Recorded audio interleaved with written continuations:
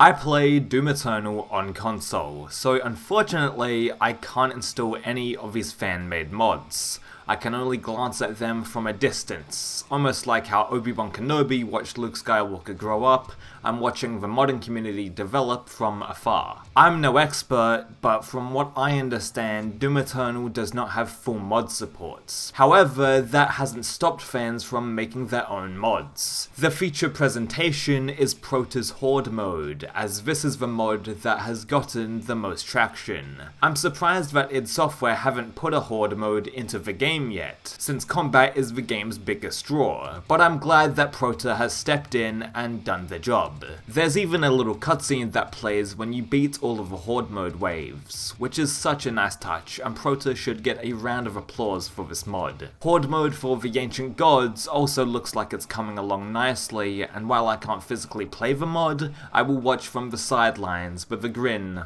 on my face. On top of Horde mode, there are also custom master levels, and this is such a cool idea. From what I've seen, these fan-made master levels are incredibly difficult, and I have no idea how anyone plays them on Nightmare. There's some insane gameplay out there. That being said, it's a great surprise seeing what monster combinations that these modders will come up with for these master levels, and it's nice to see the fans picking up the duty of id Software when they are hard at work with DLC 2. While there are only a handful of gameplay-driven mods, there are tons of Doom Eternal mods that switch up the game's art style and visual flair. One of the most interesting mods that I've come across on nexusmods.com is the Particles 9000 mod. As you can tell from the title, it updates the particle effects in the game, and I actually think this looks awesome. It reminds me of the particle effects you would find in, I don't know, Batman Arkham Knight for example, and I like it a lot. There's also a mod where it makes the Doom Slayer have no helmets in the game's cutscenes, and this should be in the base game.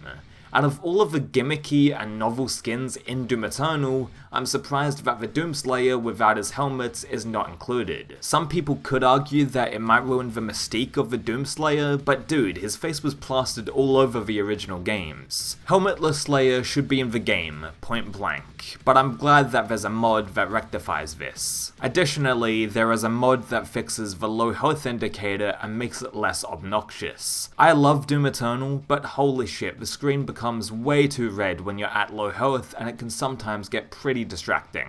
Speaking of visual alterations, Gritty Doom is a mod that makes the ammo and weapon pickups less glowy. Compared to the QuakeCon 2018 footage, the current game is very arcadey, and while I love that, some people might prefer the grittier look of the QuakeCon gameplay.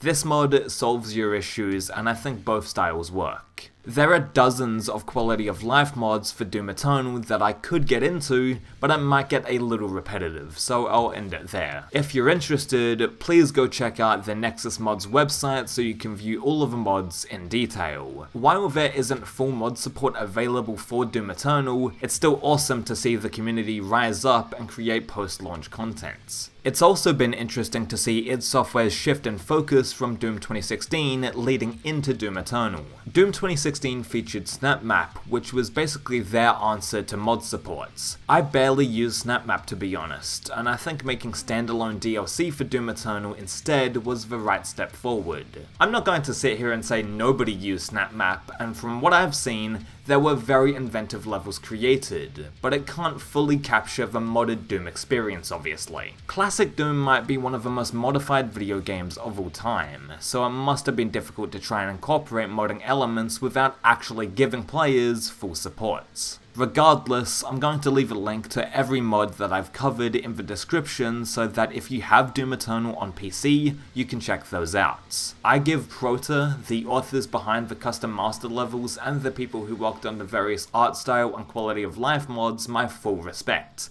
as I imagine that trying to mod this game is not easy. Also, I'd love to hear in the comment section below about your favourite Doom Eternal mod so far, since there were more than I expected to find. Thanks for watching.